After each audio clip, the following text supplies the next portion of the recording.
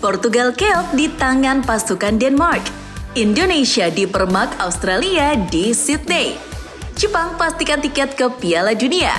Nama STY bergema di tribun. Gol away pertama atas Australia setelah 52 tahun. Halo football lovers, jangan lupa subscribe dan nyalakan lonceng notifikasi untuk terus mendapatkan berita seputar dunia sepak bola terbaru spesial untuk Anda. Merchandise edisi Timnas Day. Klik link di deskripsi untuk pre-order ya.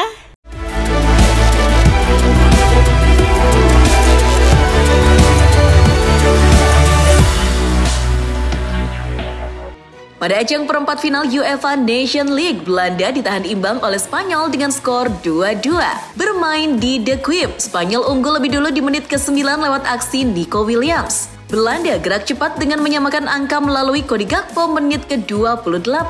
Pada babak kedua, gantian Belanda yang memimpin lewat Thierry Reinders pada menit ke-46.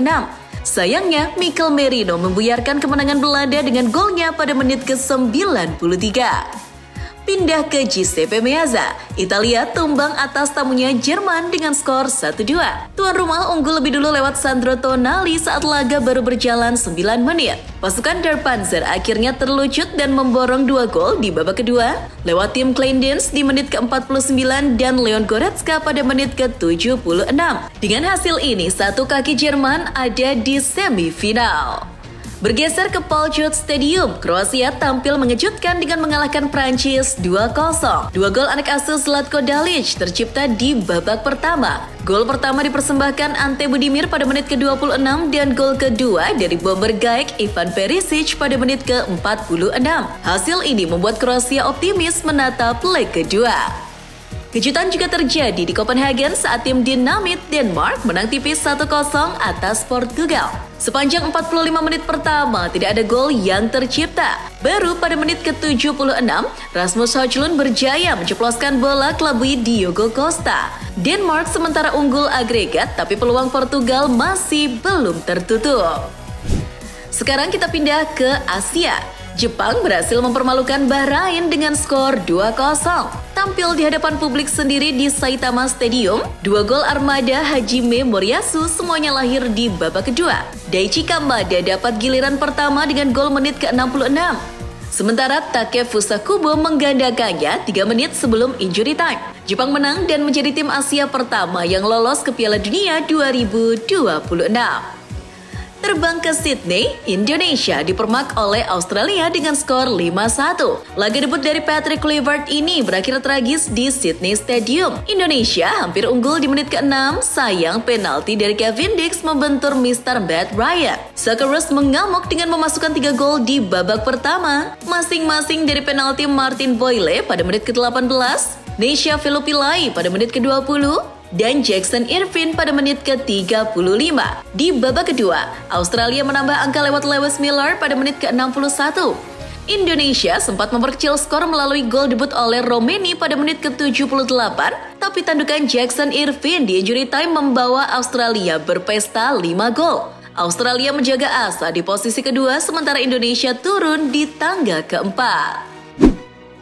Dari Inggris, Frank Lampard diprediksi bisa kembali melatih Chelsea dalam waktu dekat. Melansir dari Mirror, orang yang memprediksi itu adalah William Gallas, legenda Chelsea asal Prancis. Menurut Gallas, Lampard sekarang sedang menikmati awal yang menggembirakan dalam karirnya sebagai pelatih Coventry City di Championship. Sebab itulah Lampard bisa comeback ke Stamford Bridge sebagai nahkoda The Blues. Manchester United dilaporkan siap menargetkan darah muda milik Dortmund, Felix Mecha. Mengutip dari The Sun, Setan Merah ingin merekrut pemain berusia 24 tahun itu sebagai calon gelandang baru musim depan. Meski begitu, Dortmund berupaya untuk mempertahankan Mecha dengan memasang harga sekitar 40 juta pounds.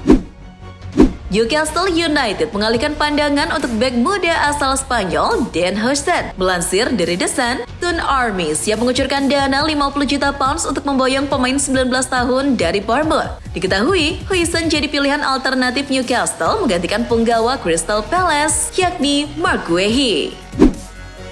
Arsenal sudah menyiapkan tugas untuk direktur olahraga mereka yang baru. Mengutip dari The Sun, Andrea Berta akan dihadapkan dengan skenario transfer yang masif bagi klub London Merah. Beberapa yang harus ditangani Berta di jendela transfer seperti merekrut penyerang, memperkuat lini tengah, dan menambah kedalaman skuad. Andrew Robertson mengatakan siap bertahan di Anfield musim depan. Mengutip dari 90 Min, bek asal Skotlandia ini telah membalas kritikan yang diberikan padanya karena performa yang buruk musim ini. Sejauh ini, Robertson santer dikabarkan akan ditendang dari Liverpool meskipun masih memiliki kontrak yang berdurasi hingga 2026. Sekarang kita pindah ke Spanyol. Real Madrid rela saling sikut demi dapatkan bek masa depan Ajax, Chorel Hato. Dengan mengutip dari Football Espana, El Real bersaing dengan Arsenal, Chelsea, dan Liverpool untuk memboyong bek tengah asal Belanda menuju Bernabeu. Hato jadi alternatif Madrid atas bek Bournemouth, Dan Huijsen. Masih dari Madrid, Axel Witsel memberikan isyarat untuk angkat kaki dari Atletico Madrid. Melansir dari Football Espada, pemain asal Belgia ini telah mengumumkan rencananya untuk pindah dari klub pada akhir musim 2024-2025. Witsel kemungkinan akan pindah ke MLS bersama Los Angeles FC atau bisa juga bergabung ke Liga Pro Saudi dan juga Qatar. Bek muda timnas Spanyol, Dan Huijsen, ogah fokus dengan AJK. Mengutip dari Football Espada, pemain 19 tahun ini diketahui telah dipanggil ke skuad Luis de la Fuente untuk menghadapi Belanda. Huijsen yang punya darah Belanda mengaku sempat dicemooh pendukung jelang lawan The Oranje. Meski begitu, ia bersikap tidak peduli dengan drama tersebut. Beralih ke Italia, Juventus dikabarkan punya kandidat pelatih baru. Melansir dari Tribal Football, klub asal Turin disinyalir tidak dapat melanjutkan hubungan mereka dengan manajer Thiago Motta dan telah menghubungi Igor Tudor untuk menjadi penggantinya. Dikabarkan hubungan antara Juventus dan Thiago Motta sedang renggang setelah kekalahan telak 3-0 Bianconeri atas Fiorentina. Kita menuju Milan. Yunus Musa mengatakan kalau dirinya sangat menyukai tekanan saat membela Rossoneri. Mengutip dari Football Italia, Musa menegaskan tekanan tambahan dalam bermain untuk Milan adalah sebuah hak istimewa dan dia semakin pandai dalam mengabaikan komentar-komentar buruk yang mengarah padanya. Pemain 22 tahun ini menjadi viral setelah kegagalannya yang mengejutkan saat berhadapan dengan gawang Como. Sekarang menuju Australia. Pelatih timnas Australia Tony Popovic akui kalau jebol gawang Indonesia menyenangkan. Melansir dari Detik Sport, Popovic senang betul timnya menang telak 5-1 atas timnas Indonesia. Baginya membobol lawan 5 kali dalam satu laga itu tak mudah. Meski begitu, ia merasa senang dapat melakukannya karena bermain di hadapan fans mereka sendiri di Sydney. Masih di laga Australia versus Indonesia, nama ex-pelatih timnas Shin Tae-yong bergema di tribun. Mengutip dari Bola Sport, supporter yang hadir di Sydney Football Stadium geram dengan permainan yang disajikan oleh Patrick Kluivert. Dalam beberapa momen mengeluh-elukan nama Shin Tae-yong.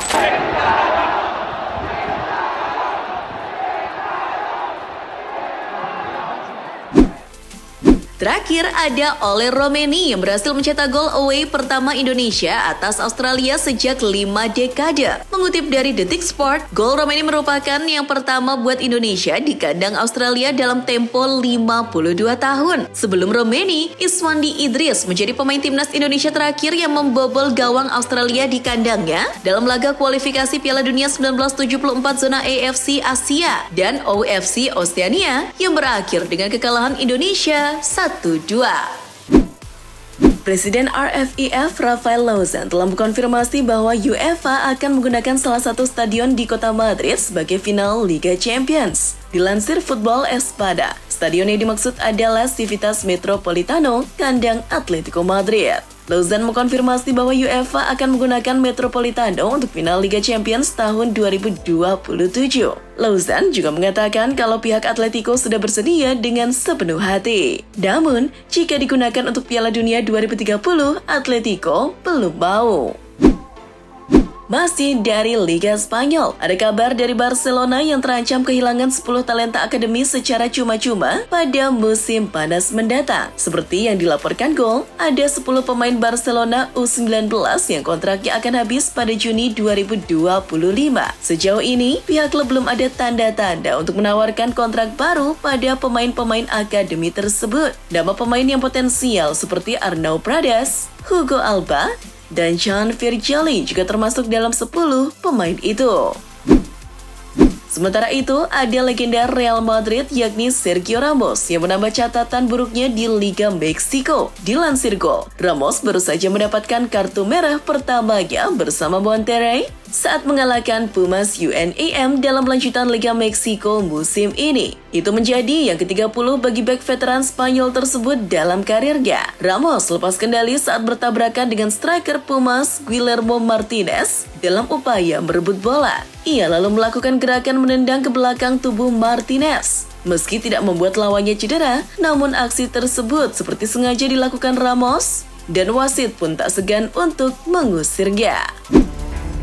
Mampir ke Italia sebentar, ada Inter Milan dan Napoli yang kabarnya saling berebut striker Udinese Lorenzo Luca. Menurut Football Italia, kedua klub itu sedang berusaha memperkuat sektor penyerangan di musim depan. Luca tampil mengesankan musim ini. Ia telah mencetak 10 gol dari 23 pertandingan musim ini. Namanya pun langsung jadi bahan perbincangan di kalangan klub-klub papan atas. Namun yang sudah menunjukkan ketertarikan baru Inter dan juga Napoli. Dari Italia, kita ke Inggris untuk membahas legenda Chelsea, John Terry. Baru-baru ini, dirinya menjelaskan mengapa ia tak akan bisa melatih Chelsea. Dilansir Tribal Football, dirinya saat ini masih menjadi staf di Akademi Chelsea. Di sisi lain, Terry masih berambisi untuk bisa melatih tim utama Chelsea. Namun, untuk mewujudkan itu, ia ragu. Sebab dirinya tak punya pengalaman melatih tim utama. Maka dari itu, Chelsea tak pernah mau mempertimbangkannya. West Ham United dikabarkan telah melayangkan tawaran pertamanya untuk bintang Lille, Angel Gomez. Jika Gomez menerima tawaran ini, ia akan mendapatkan gaji 100.000 pounds per pekannya. Namun, ex-Manchester United ini ternyata menolak kesepakatan itu. Dilansir The Guardian, Gomez menuntut gaji yang lebih tinggi. Selain itu, Gomez juga masih ingin menunggu tawaran-tawaran dari klub lain. Masih dari Inggris, ada gelandang Leicester City, Hamza Choudhury, yang baru saja merasakan sambutan yang meriah di Bangladesh. Buat yang belum tahu, Hamza yang sebelumnya membela Inggris U21 memutuskan untuk pindah ke warganegaraan dan membela timnas Bangladesh. Dan kemarin baru mendapatkan panggilan tim nasional untuk pertama kali. Ia jadi satu-satunya pemain abroad yang dimiliki Bangladesh saat ini. Mendarat pada hari Senin kemarin, Hamza mendapat sambutan bak pahlawan dari masyarakat Bangladesh. Ia berpotensi melakoni debutnya pada laga kualifikasi Piala Asia 2027 melawan India pada 25 Maret. Mantan pelatih timnas Inggris Gareth Southgate baru saja menghadiri kuliah tahunan di Richard Dimbleby BBC. Dalam kesempatan itu, Southgate membahas tentang kasus pria yang merenggut nyawa mantan pacarnya, ibunya, dan saudara perempuannya yang sedang ramai dibicarakan. Mengutip The Sun, Southgate menyayangkan pengaruh buruk dari media sosial dan influencer yang mencuci otak anak muda zaman sekarang. Menariknya, ia mencontohkan sosok Andrew Tate sebagai influencer pembawa pengaruh buruk. Southgate menggambarkan Tate sebagai influencer yang manipulatif dan juga beracun. Masuk ke kabar internasional, ada gelandang timnas Belanda, Ryan Gravenberch, yang kabarnya telah dikeluarkan dari skuad De Oranje. Dilansir ESPN, pemain Liverpool itu terpaksa angkat kaki dari skuad Belanda yang akan menghadapi Spanyol di ajang Nation League lantaran cedera. Kabarnya, Gravenberch mengalami gangguan pada kakinya saat Liverpool kalah dari Newcastle di final Piala Carabao 2025. Sang pemain pun dilaporkan telah meninggalkan kamp latihan dan akan kembali ke Inggris untuk pemulihan.